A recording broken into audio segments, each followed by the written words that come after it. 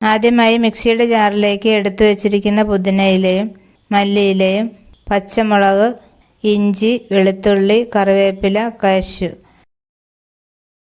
1 teaspoon ഉപ്പ്, 1/2 teaspoon മഞ്ഞൾപ്പൊടി, 1 teaspoon മല്ലിപ്പൊടി, 1/2 ടീസ്പൂൺ ഗരം മസാല, 1/2 ടീസ്പൂൺ കുരുമുളക് പൊടി, എടുത്തു വച്ചിരിക്കുന്ന തൈര്, ഇവയെല്ലാം കൂടി നന്നായി അരച്ചെടുക്കാം. എടുത്തു വച്ചിരിക്കുന്ന ചിക്കനിലേക്ക് അരച്ച പേസ്റ്റ് ചേർത്ത് നന്നായി മിക്സ് ചെയ്ത് കൊടുക്കാം.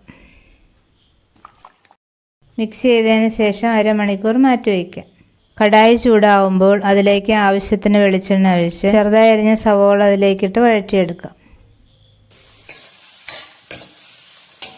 സവോളയെല്ലാം ലൈറ്റ് ബ്രൗൺ നിറമാകുമ്പോൾ മാരിനേറ്റ് ചെയ്ത് വെച്ചിരിക്കുന്ന ചിക്കൻ അതിലേക്ക് ചേർത്ത് മിക്സ് ചെയ്ത് കൊടുക്കാം. മസാലയുടെ പച്ചമണം മാറുമ്പോൾ അതിലേക്ക് 1/2 ടീസ്പൂൺ ജീരകപ്പൊടിയും 1 കപ്പ് വെള്ളവും ചേർത്ത് മിക്സ് ചെയ്ത് കൊടുക്കാം. ചിക്കനെല്ലാം വെന്ത് തിക്ക് ഗ്രേവി ആകുമ്പോൾ ഫ്ലെയിം ഓഫ് ചെയ്യാം.